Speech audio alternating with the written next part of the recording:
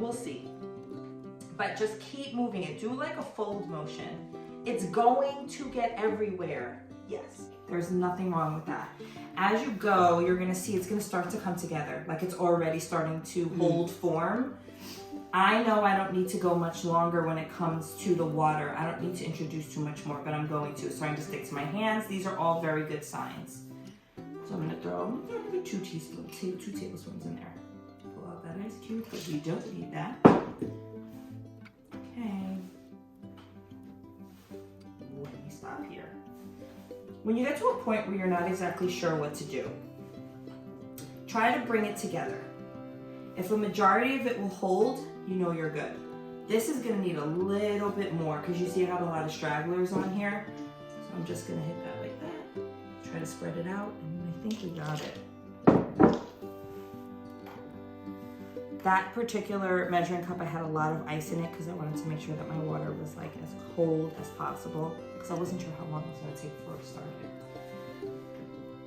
So this is looking a little chalky. If you're looking at it, if you're looking at it at home, you're probably thinking like, that is not ready to go.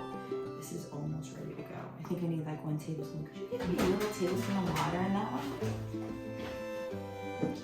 I'm gonna do one more, but if you look in here, one of the things that you'll notice is, I don't know, can I see here? This is all layers. That is how you make a flaky pie crust. These, what you see happening here, those are the layers that we are gonna have. So, we're gonna give one more dose of water just to be sure. And finish it off. Dropped an ice cube in there. Okay. Yep, that was it. That's actually pretty beautiful. Rotate it. Then what you should start to do is bring it into a ball. And then what you want to what we're trying to end up with finally is a disc. The closer you shape this to the natural shape of a pie pan, the easier it will be for you to roll this out later. Don't make a square. Don't make a square. This is actually going to make 2 pie crusts. What's here, so you can cut it in half right now and freeze them as 2 separate pie crusts so you have one later on when a friend visits. Or for 3 months. Or you can make it for 3 months. Or you can make a double crust pie crust. This pie crust looks great to me. It's a little bit dry, but at the same time, it's still holding its shape when I pinch it. That means it's all set. So what we're gonna do is we're gonna take this and we are going to wrap it in saran wrap, which we'll do off camera right now. And we're gonna place it in our refrigerator for at least 1 hour. When I'm planning and working ahead of time, I like to make my pie crust the day before and I just let it rest. Let it rest because 1, cold dough is easier to work with. 2, your 1 hour is about the time your gluten needs to relax because I talked about the gluten network before. I'm folding. I'm just making it tougher and tougher to roll this. If we tried to put a rolling pin on this right now, we'd have a problem. So instead, what we're gonna do is wrap it. We're gonna let it rest for 1 hour. And while that's happening, we're gonna make the filling. So we'll be right back. Okay. Okay, fantastic. So let's put the vibes into the pie. So at this point, you've made your pie crust and you've mise en place, gotten your stuff ready for your filling. So your pie dough probably looks like this if you did it and wrapped it the way I told you to. I made, or not, I made a double batch, so yours will look smaller. But if yours is a single batch, what you're gonna do now is you're going to take your surface, well flour it, and roll it to about 1/8 of an inch thick. If you got super skills, you can drop a quarter down and you can use that as a way to determine the thickness of your pie crust. If you make it too thick, that's okay. And then you're going to line your pie pan, or if you bought your pie crust, no one is judging. Yes, we are. No one is judging. And you can line your pie pan with it. If you want to fancy it up a little bit, you can do something like I do when I make mine crusts here.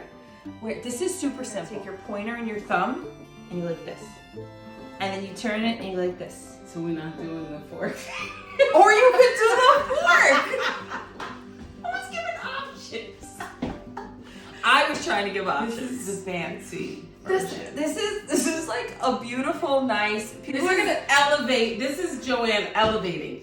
Grandma Grandma would have took the did fork, the fork with the thumb and dropped it down. My grandmother actually had a like a pie fork. It was just, it was kind of like bent. Like you could tell it saw a many a pie, and I'm the like, times was just like, please, girl, like pick a new fork. She said no. But if you want to do a nice crimp, this is a very simple, easy crimp. You can make a fancy crimp and do whatever you want. And this is gonna go back in the refrigerator. So here's another option. This can go in the fridge, or you could save it for up to 3 months in the pan for when you have guests. You know, I love you. I'll have a pie for you. Don't try to make me look bad. It's Black History Month. Come on. So, support Black women. Take a pie crust, throw it in the fridge, and let it continue, because you want this to stay as cold as possible before you bake. The colder your pie crust is, the better it will hold its form. Oh my gosh, I always try to keep it a little. And it's like this. And it's like sad. It won't really It's like the Titanic. Like at the end, you should just go inside. It's meant to be.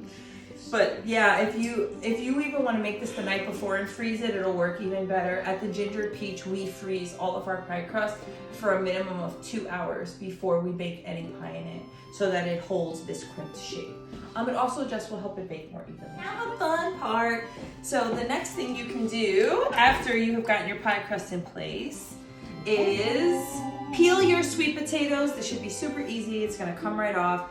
We've got our child. They were trying to their death. They were like, please no. Here's your purple sweet potatoes. Not angling it, you can see it. And they're gonna go right into the mixer bowl. If you don't have a mixer at this point, this is where your masher comes in.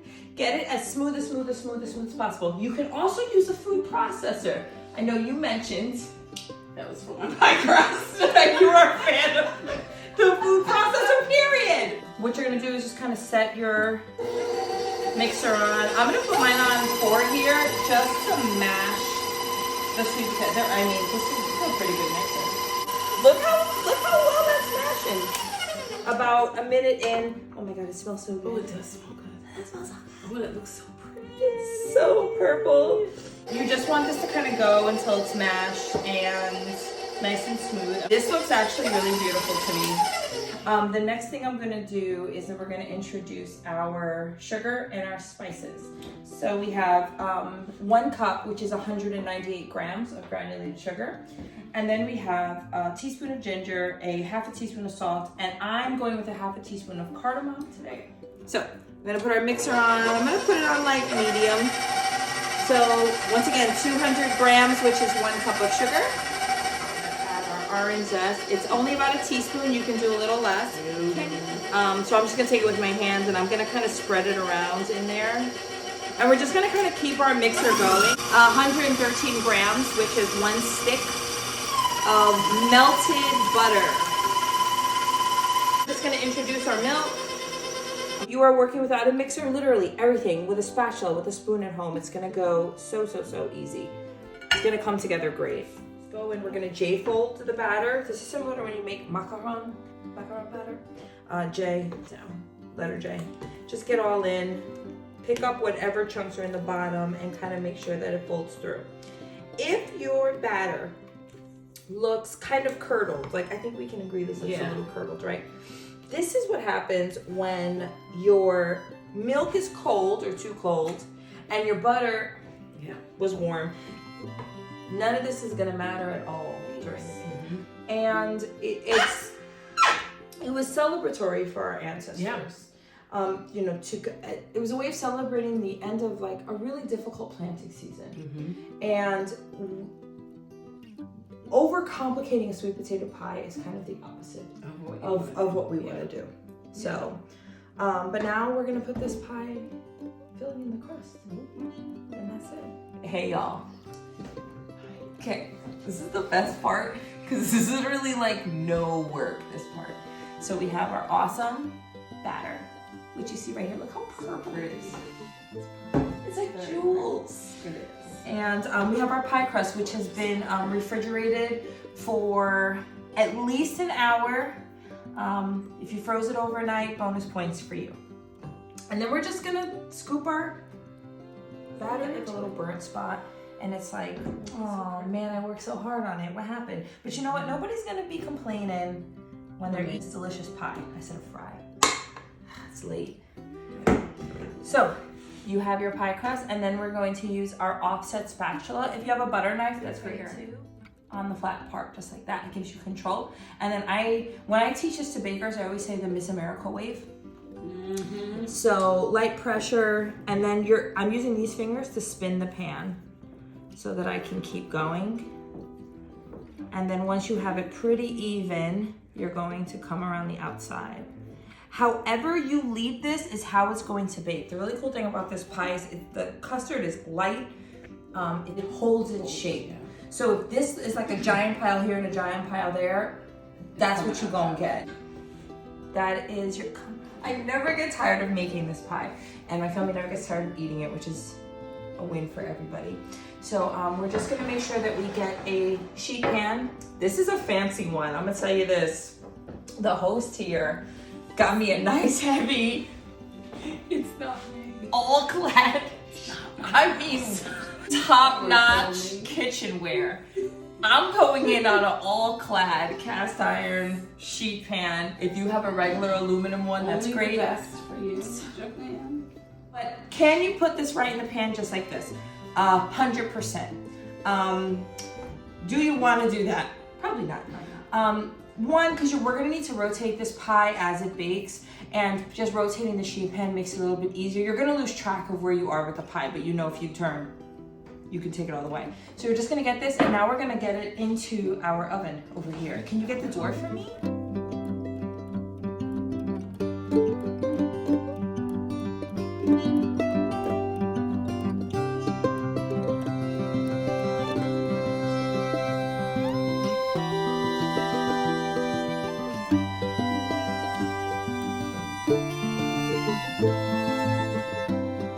The pie's out of the oven.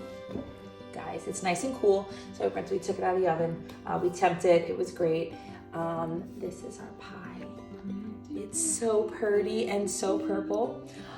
So we've got some granola From? the Gingered Peach, www.thegingeredpeach.com. You can buy your own granola if you like, or take a look at the recipe and make your own granola, which is super easy and fun. And we've got some thyme. What we're gonna do is we're gonna angle all of our granola and kind of create this half moon shape. Okay. So we're gonna just throw in our granola.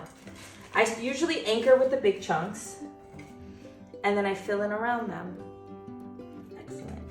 Then you just scoop up a handful and then just start pouring in.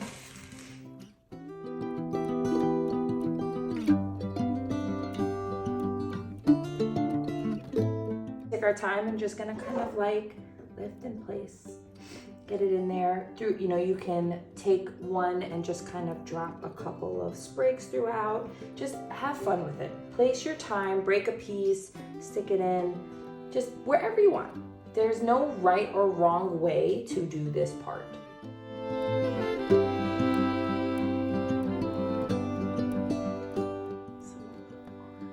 She's like, why are you messing? No, I love it. See, that's pretty. That was right. Now we just need one more piece up top for a little balance. I like the colors. So pretty.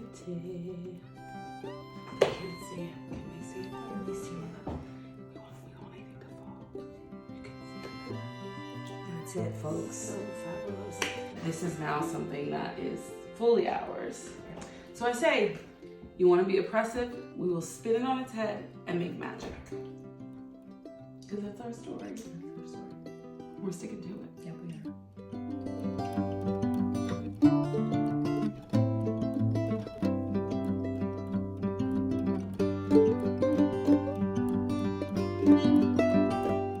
It's pie time.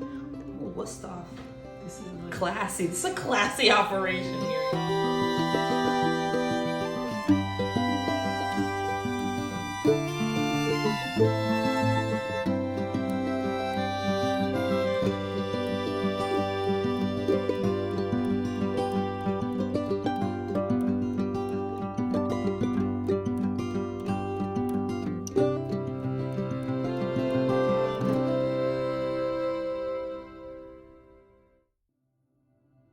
There's some pie for you.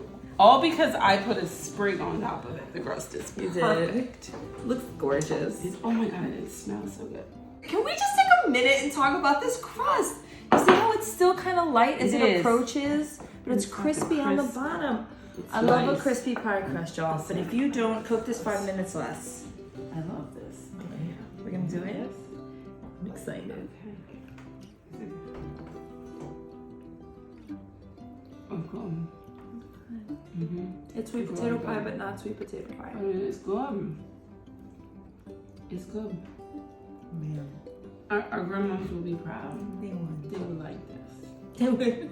I hope they would like it. Why is it purple? Joanne, you doing too much. I'm like, what, Grandma? What are you trying to do fancy? You know you good at everything regular sweet potato. I know. You know, But this is fancy. because we have arrived.